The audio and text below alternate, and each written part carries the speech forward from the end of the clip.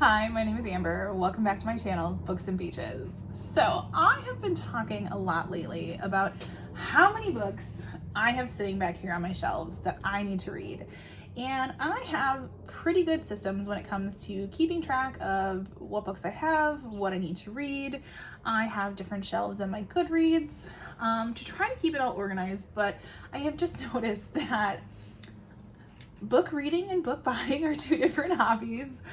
Both I quite enjoy, but I want to work on reading some of the books that I have. And I know with buying books, I also want to be really conscious of unhauling things I either have already read and I don't want to keep, or things that I probably won't read in the near future or could get from my library or other places, etc. Because when you live in a small apartment, and actually my apartment's not even that small, but space is limited. So I thought it would be fun to do a try a chapter vlog where I try reading the lowest rated books on my Goodreads on my own shelves. So that would be books that I own physically, not electronically, not on my Kindle, not an audiobook version, but strictly just physically on my shelves, and see if they are books that I want to haul or unhaul. So I have to decide how many books I'm going to read and whether or not I am going to keep them or not. So like I said, I've seen a couple other people do this and I just find it really intriguing, and I think it's a great way to decide fairly quickly whether or not a book is going to work for you or not. So I am going to pull up my Goodreads shelf here. And like I said, I keep pretty organized Goodreads shelves just so that I know where things are and what I've got. So I am going to go to my Goodreads shelf. That is my own I call it my own TBR. So they are books that I know I own. So I'm going to click on that here. And then I am going to sort by average rating. And this could get a little scary. So come on. Of course it wants to sort them by the most popular ones. But okay, so one I see on this list already is one that I just sold at my rummage sale this weekend. So I actually need to remove that one from my list. But I think I'm going to pick the top 10 and I will put them in this vlog. So, and by top 10, I guess it really truly means bottom 10, so that I can decide whether or not these are going to stay on my shelves. So currently looking at this list, I will need to pull these. So let me go through and pull these and I will be right back. All right, so I have the stack of 10 books in front of me that are my lowest rated from my Goodreads. So I'm gonna go through them, and then eventually you will see a little bit of a review after I read like the first chapter or two, because sometimes I know chapters are super short. So I wanna give it a fair chance without having to read like too much into the story. So the very first one is Missing Dead Girls, and this is by Sarah Walters. So this has a 3.09 rating on Goodreads. So that is actually pretty low, because you know there's got to be some like 1-star reviews in there. It's YA. I pick it up because I love my YA thrillers, but we will see. Next up is The Twin by Natasha Preston, and I usually like Natasha Preston, so we will find out, but this has a 3.34 rating on Goodreads, so we'll see about that one. Next up, and this one actually surprised me, and that is The Guilt Trip by Sandy Jones, and this has a 3.42 rating on Goodreads, so we shall see. And yeah, her other book was a Reese's Book Club pick, but it doesn't mean anything necessarily, so there's that one. Next up was ironically Surprise Me by Sophie Kinsella. Now, Sophie Kinsella is an author that I used to love, and then I kind of got into the more like thriller instead of like the chick lit books, but this one's been sitting on my shelves for a while. This has a rating of 3.43, so we will see if this one is a love of Sophie Kinsella or not. Next up, and this was a book I believe I got from a girl in my book club, and this is Saint X, Saint X by Alexis Shackton? Names, I tell ya. And I think my friend got this one as an ARC. The cover I love, but this has a 3.44 rating on Goodreads, so we will see about that one. Next up, and I don't think this is YA, I do remember picking this one up. This was a pickup when I was on my trip to La Crosse with Amanda from the Curly Reader, Lindsay from Lindsay's Little Library, and Katie from Life Between Words. But this is Perfect Little Children by Sophie Hannah. This one has a 3.46 rating on Goodreads. Now, I remember liking the sound of this one when I picked it up, but we shall see.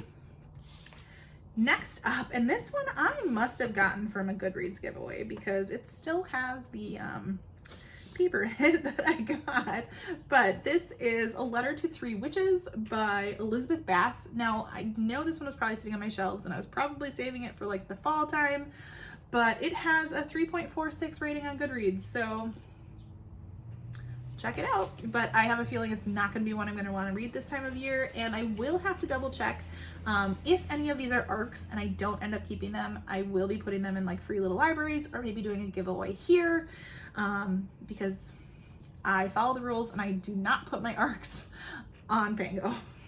Been burned by that one before. Next up, this one surprised me because this one came out not too long ago, but this is You Must Remember This by Kat Rosenfield, and this has a 3.47 rating on Goodreads. So I don't remember people talking about this per se, but I know I was anticipating it when it first came out. So let's see about that one. All my books are gonna fall over. And then the final one of the 10 that I am choosing to see whether or not they're gonna stay on my shelves and whether or not I'm interested in them is Wilder Girls, and this is by Rory Power. I cannot remember who I heard about this one from, but I know they liked it because otherwise I wouldn't have picked it up. But it only has a 3.47 rating on Goodreads, so we shall have to see. So those are all 10 books that I am going to try first chapter or two and see whether or not they're going to stay on my shelves or they will be leaving my shelves to make room for more books per usual. So I will be back soon. All right, so it's been a little bit since I filmed the intro to this video, but I'm finally getting a chance to do the actual try a chapter portion of these books. And the first one I started with was Missing Dead Girls, and this is by Sarah Walters. I think this was the lowest rated on that list. And if I had to go by the first sentence alone, I would definitely keep this one. First of all, there's a content warning. But the very first sentence / paragraph is, I didn't kill Madison Frank, but there was a picture of her body on my phone screen, on everybody's phone screen. She was broken like a porcelain doll dropped from a flight of stairs, blood dripping from the corner of her open mouth. So I was like, oh my God. And the first chapter ended up being after that, because that was like the little intro chapter, or prologue. And the first chapter was 14 pages. I'm still a little undecided on this one. But I'm curious. So this one I think is going to, for right now, stay in the keep pile. So we will see what else happens in the rest of these books. All right, so I'm thinking this is going to be much harder than I thought, because in hopes with this try chapter, I was hoping to see if I could unhaul any books. And I just read the first chapter of The Twin by Natasha Preston, which I have read books by Natasha Preston before and like them. So this one, I think the premise is we have a set of twins and their mother has just died. But for the last 6 years, they have lived separately because their parents separated, and each parent took a twin, a la The Parent Trap. And so to me, it's just weird. But the first chapter ends on the one twin that was living with mom. Mom has died, moving into their house, and now she's creepily staring down at her sister from her sister's room. I don't know. So now I'm just curious. I really want to know why separate the twins and all of that. And it's talking about how different the twins are. So this one, like the first one, may be staying in my pile. So we'll see how the other ones go. Yep, this is gonna be way harder than I thought. And I think it's hard because, one chapter, and it's been equaling out to 15 or so pages, is hard to get a sense of a book. This one I'm not sure about, and that is The Guilt Trip by Sandy Jones. I could see myself liking it. They're headed off to an island, and I forget, yeah, there's secrets, and friendships and marriages threatening to unravel.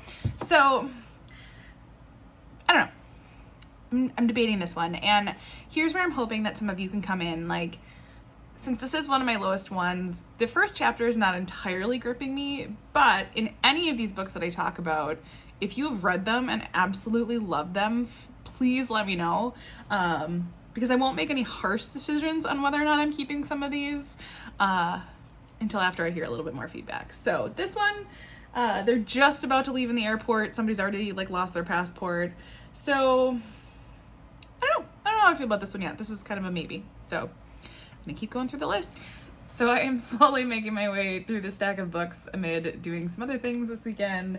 But I did read the first like prologue and chapter of this one, and I found myself skimming towards the end. So that's Surprised Me by Sophie Kinsella.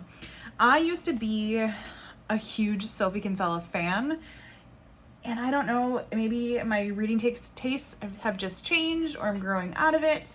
And the fact that, I don't know, I'm assuming this is going to be romancy or something, and it's like 412 pages. So it's just kind of not my vibe. And yeah, so something tells me, I'm kind of just skimming this. Yeah, I'm thinking it's just not going to be for me anymore. And that's fine. That is totally okay. Reading choices can change. So if you have read this one and you're thinking, hey, maybe I should finish it, let me know. But otherwise, I think this might be my first official one that's going in the on-haul pile. All right, back with another one. And this one, I barely got a couple pages in, and it's just not going to be for me. This is Saint X by Alexis Shatkin, I think. First of all, the writing is like uber tiny, and my eyes aren't that old, but yeah. And it could have been just the first couple pages. I guess I don't know. I'm probably not giving it a best chance, but I'm trying to be a little bit more cutthroat here. But it's almost like they try to make the writing even more difficult than it needs to be. I don't know. And as I'm like looking through this, the chapters are super, super long. That's not my thing. And so, I'm looking on the back here. It sounds like something that would really catch my eye, but even in the first couple pages, like if I am not connecting with the writing, that's got to say something. So, like I said before, if you know something different and you can change my mind, let me know. And I'm realizing as I'm kind of going back and double checking all of my things here, in all of my previous like intro videos, I said that I was doing 10 books. And the stack that I've pulled is only 9. So you will only be seeing 9 books in this dry chapter. So sorry about that. Because I realized when I looked it up, I think I was looking at my Goodreads, and I'm just going to double check here. But technically the book that would be number 10 on the list, I'm pretty sure I unhauled already. And I need to take that off my Goodreads TBR. So there's that. I'll be back with another one. All right, next book up in this group of low-rated books, and that is Perfect Little Children by Sophie Hannah. The first chapter has me intrigued. It was a little long in my opinion. I'm like, okay. Like, I want to know what's going on. But yeah, I'm curious. Like, the whole first chapter, she's seeing these children. It says 12 years have passed, so why don't Thomas and Emily look any older? So I'm curious. I think I'm going to keep this around and just see. I'm not as interested in it as I am in some of the other ones, but we'll have to see. All right, we're back with another one, and this is A Letter to Three Witches by Elizabeth Bass. So this one is actually an ARC. I'm pretty sure I won this one off of NetGalley, my goodness, Goodreads. And I'm just not sure this one is for me. I think it's going to be kind of a witches behaving badly kind of scenario. But I think it's just maybe a little bit too I don't even want to say fantastical, but I just don't see it being a book that I'm gonna want to spend a lot of time in. So that's okay. This one will go in, this one I actually just probably put in a free little library because it's an ARC, so I will not sell it, but it's another one off my pile of lists. All right, so I just finished the prologue of You Must Remember This by Kat Rosenfield. I'm intrigued. So it was a super confusing prologue because I think the character themselves like doesn't know what's going on. And there's, you know, kind of glimpses of how her memory is faulting, and then she falls through the ice. So it is just setting up the story because I know this is one of the first things that's supposed to happen, but I'm intrigued. And like the saying says, it says old money, dark secrets, cold blood. So this one has enough intrigue for me that I think I'm going to keep it in my piles and possibly pick it up at some point. So, but it's not one that I'm ready to unhaul right now. All right, and I have finally finished the last one of this stack, which of course I thought was 10, but it's actually only 9, and that was Wilder Girls, and this one is by Rory Power. This one's interesting. It sounds like it's a group of girls and some teachers that are in like a quarantine area for the talks. I don't know. I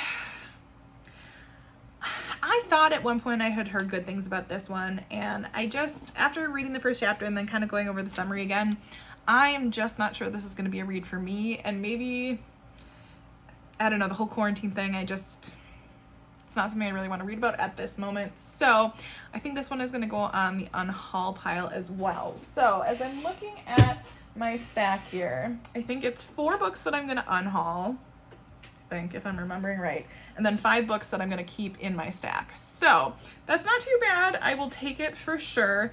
I kind of like this way of going through and looking at my lowest rated and, you know, figuring out after the first chapter whether it's something I'm going to be interested in reading or not. Especially too, you can tell even within a chapter whether or not you even just like the style of writing. So it was a unique thing to try. Let me know if you liked it, and let me know your opinions. Like if you read any of these books, whether or not I should be keeping them or kind of getting rid of them if they aren't worth my time. So as always, if you like this video, feel free to like and subscribe, and I will see you next time.